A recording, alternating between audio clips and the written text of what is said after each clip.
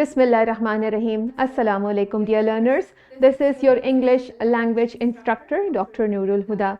I hope you all are doing great and enjoying the blessings of Allah. And I'm pretty sure that by now you have already done your bridging activity. I just want you to look at the reference slide for your correct answers. Now just have a look at the B-LIFT, which says you have to recognize and use different types of noun. For example, common, proper, countable, and uncountable nouns with collective nouns as well. These two we have already done before. So these three things we are going to learn in this B-LIFT in the focus. Now let's revise the common noun. We all know that the common nouns are not specific. It can be any dog, it can be any school, it can be any book, it can be any city. Now let's go for the proper noun. We already know that proper noun are specific noun, and we always write them with the capital letter. For example, Ali. Just have a look that we have written Ali with the capital letter. City of Lahore, we have written Lahore with a capital L. Cantor is a name of an institution and publication. We have written Cantor with the C, capital C. And Everest with the capital E. What is Everest, by the way? Well, Everest is the highest mountain in the world. So, we write specific name with the capital letter and they are known as proper noun. And we have already learned them in the previous classes. Now let's look at the countable noun. As the name refers, countable noun are things, person or place that we can easily count. We can count them.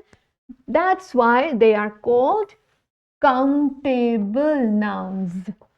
These nouns have both a singular and a plural form. For example, apple is one apple, but if we add s, it becomes more apple.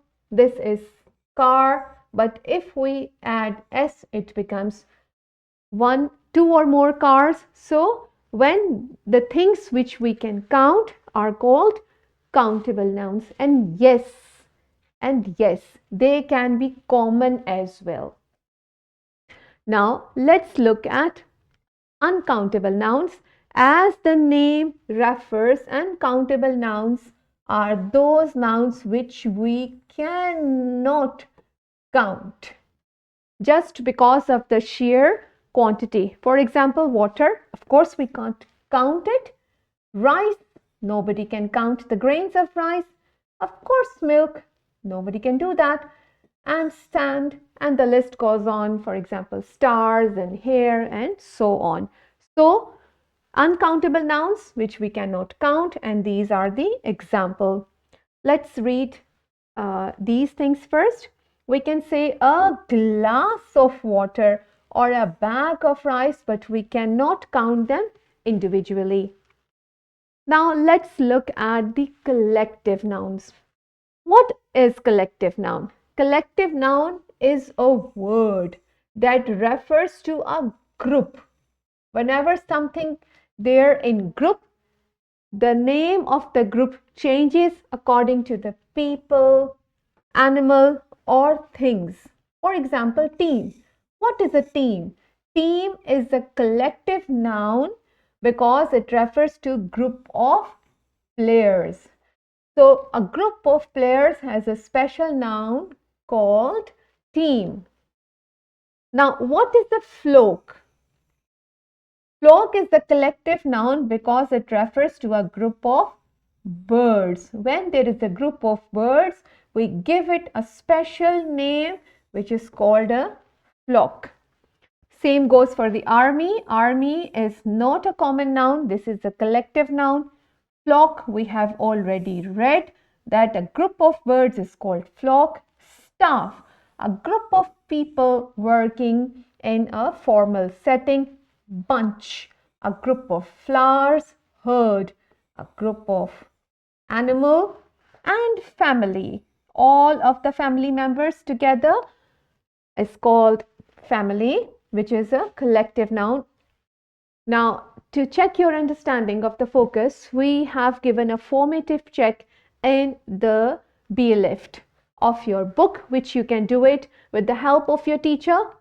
And for more practice, go to B-LIFT number 3 in your practice book. Again, your teacher is going to help you out to do this.